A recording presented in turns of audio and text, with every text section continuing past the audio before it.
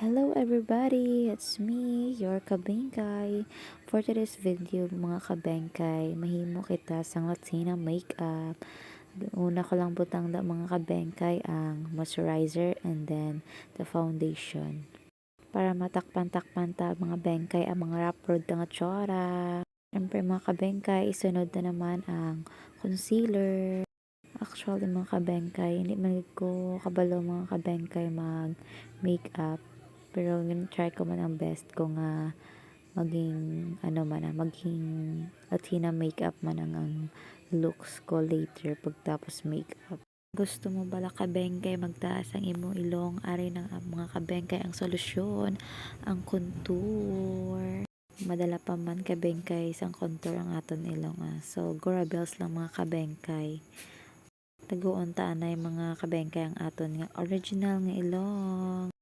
So next kabengkay ang setting powder para fresh tanawon kag hindi oily ang aton nga face. Gimblend-blend ko na gali mga kabengkay ang contour nga gibutan kagina. O di ba mga kabengkay, kanami na talang sang ako nilang mga kabengkay mataas na.